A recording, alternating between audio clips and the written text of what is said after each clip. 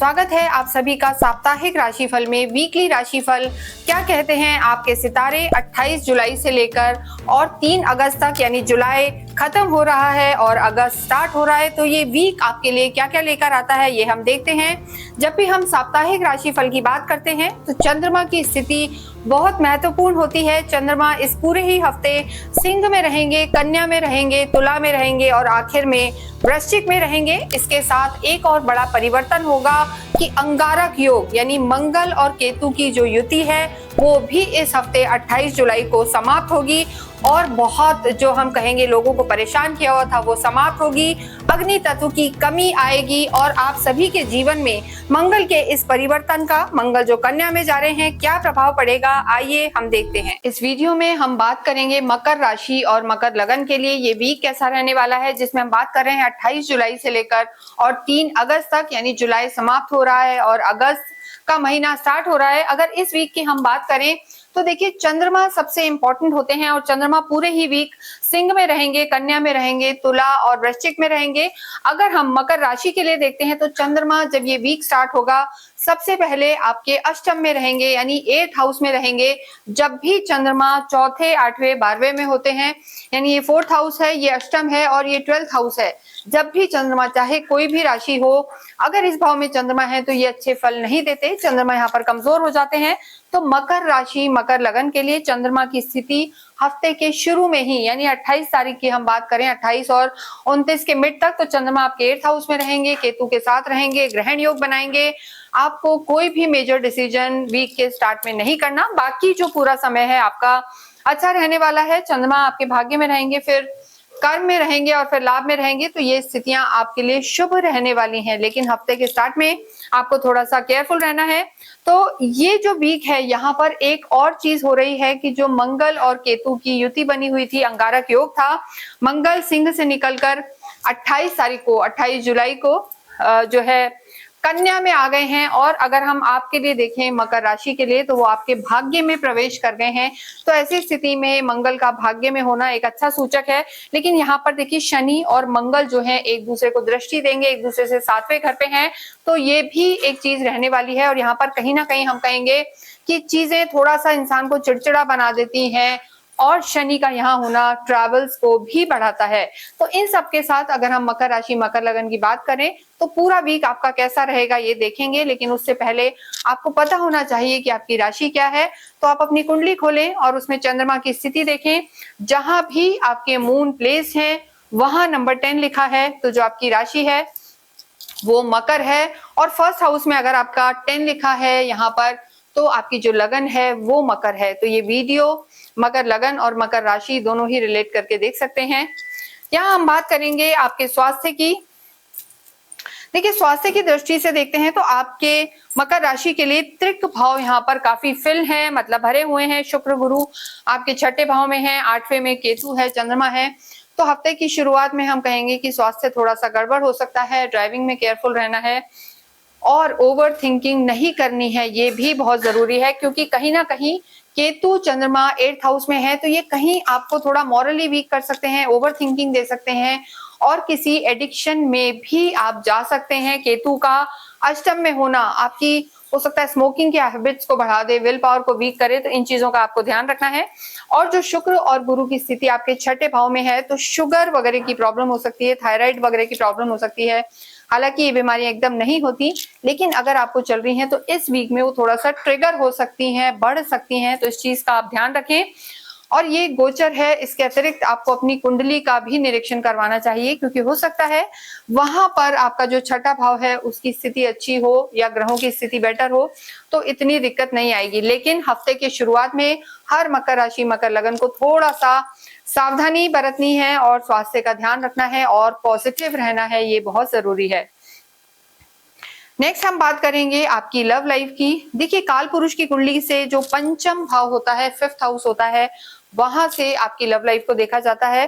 5th house के Lord आपके शुक्र हैं और शुक्र इस समय आपके जो है 6ठे भाव में चले गए हैं गुरु के साथ। तो यहाँ भी हम कहेंगे कि कहीं ना कहीं थोड़ी सी परेशानी रह सकती है, आर्ग्यूमेंट्स हो सकते हैं, नेगेटिविटी यहाँ पर नजर आ रही है। हालांकि शुक्र जो है आपके लिए योग कारक प्लैनेट हैं, यानी आपके राशि स्वामी के मित्र हैं, लेकिन छठे घर में चले गए हैं जो रोग ऋण शत्रु का होता है। तो ऐसे में आर्ग्यूमेंट्स की संभावना रह सकती है, एक दूसरे पे शक रह सकता है, ये समस्या रह सकती है। और जरूरी नहीं है सबके साथ ऐसा हो सकता है आपके जो पार्टनर हैं, आपके जो फ्रेंड हैं, लवर हैं, वो किसी वजह से बिजी भी हो सकते हैं। तो यहाँ पर इस चीज का भी आपको ध्यान रखना है। नेक्स्ट हम बात करेंगे आपकी मैरिड लाइफ की। देखिए, जब भी वैवाहिक जीवन की बात करते हैं तो सप्तम हाउस को देखा जाता है, 7th हाउस को देखा जाता है। यहाँ पर आपके बुध और सूर्य, बुध आदित्य योग बना हुआ है, बुध और सूर्य विराजमान है। देखिए, जब भी हम राशिफल देखते हैं, वैवाहिक जीवन की बात करते हैं, तो एग्रेशन वाले जो ग्रह होते हैं, सूर्य हो गया, राहु, मंगल, केतु, शनि, ऐसे ग्रह जब भी 7th हाउस में आते हैं तो प्रोफेशनली तो चीजों को बेटर करते हैं, लेकिन पर्सनली कई बार खराब कर देते हैं, क्योंकि अग्नि तत्व को बढ़ा देते हैं, गुस्से को बढ़ाते हैं, आर्ग्यूमेंट्स को बढ़ा देते हैं। तो यहाँ पर वैवाहिक जीवन में भी आपको थोड़ा सा ध्यान रखने की जरूरत है। आर्ग्यूमेंट्स में नहीं जाना है, गुस्सा नहीं करना है और चीजों को थोड़ा सा कंट्रोल करना है। स्पेशली जब ये वीक शुरू होगा, यानी 28 और 29 तारीख को, आपको अपने वैवाहिक जीवन में भी ध्यान रखना है और गो विद द फ्लो, जैसे कहते हैं ना कि चीजों के साथ जाना है, बहुत ज्यादा नेगेटिविटी को होल्ड नहीं करना है, पॉजिटिव रहना है, क्योंकि यहाँ भी थोड़ा सा बिजी रह सकते हैं आपके जो स्पाउस हैं, तो उस चीज को समझना है। नेक्स्ट हम बात करेंगे आपके जो वर्क प्लेस है, कर्म क्षेत्र की। यहाँ आपके लॉर्ड शुक्र हैं और शुक्र इस समय, शुक्र भी आपके छठे घर में आ गए हैं। तो देखिए, एक लंबे समय से पीछे जब शुक्र की स्थिति 26 तक आपके लिए स्वग्रही थी, तो कार्य भी अच्छा था और प्रेम भी अच्छा था, पर यहाँ शुक्र आपके 6th हाउस में चल रहे हैं। तो कहीं ना कहीं देखिए, इस समय थोड़े से काम स्लो डाउन आप फील करेंगे कि काम धीरे धीरे हो रहा है, या जहां उम्मीद की थी वहां उतना रिजल्ट आता हुआ नहीं नजर आ रहा है। और इसके साथ स्पेशली जो लोग हम कहेंगे क्रिएटिव फील्ड्स में हैं, उन्हें थोड़ा सा सावधानी बरतनी चाहिए।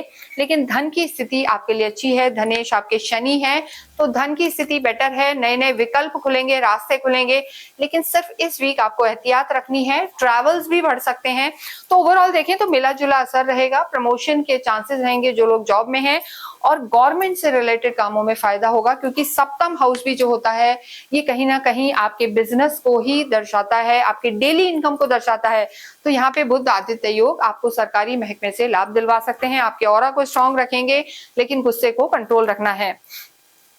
स्टूडेंट्स के लिए हम बात करें तो विद्यार्थियों के लिए भी 5th हाउस देखा जाता है। यहाँ के लॉर्ड आपके शुक्र है और शुक्र इस समय छठे घर में है, तो ध्यान थोड़ा सा भटका हुआ नजर आ रहा है। मकर राशि, मकर लगन के जितने भी स्टूडेंट्स हैं, उनके पेरेंट्स ध्यान रखें, डिस्ट्रैक्शन यहाँ पर रह सकता है, या थोड़ी सी मेहनत भी कम नजर आ रही है, तो फोकस रखें तो चीजें बेटर रहेंगी।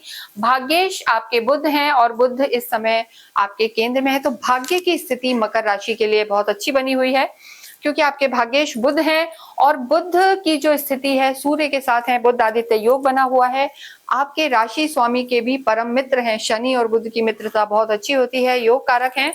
तो कितना भी हम कहेंगे कि चीजों में दिक्कत आए, परेशानी आए, चाहे रिश्ते हो या प्रोफेशनल लाइफ, लेकिन इस वीक में ये बुध आपको चीजों में से निकाल के ले जाएंगे, नेगेटिविटी को हटाएंगे।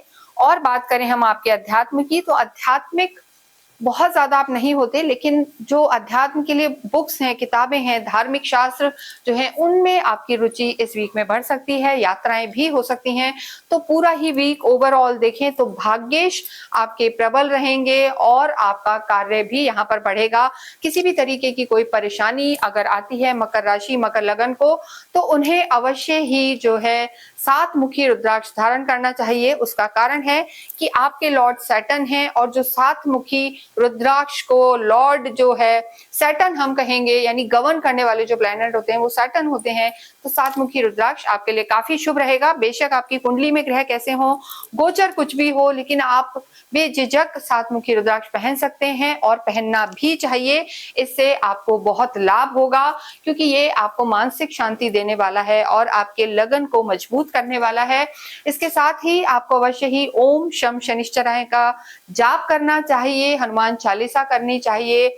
और देखिए, सावन का महीना चल रही है, जैसा हमने बताया कि रुद्राक्ष अवश्य धारण करें, शिव पार्वती की पूजा करें, और ये रुद्राक्ष चाहें तो आप हमसे भी मंगा सकते हैं। नीचे नंबर्स दिए हुए हैं, क्योंकि यहाँ हम इसे पूरी तरीके से आपको अभिमंत्रित करके देंगे, सर्टिफिकेशन के साथ देंगे।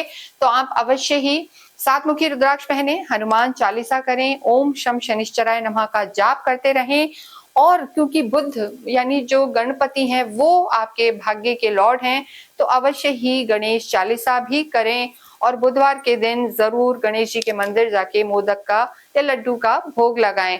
इसके साथ ही इस वीडियो को हम यहीं विराम देते हैं। कमेंट बॉक्स में अवश्य ही ओम शम शनिश्चराय नमः लिखें। Thank you.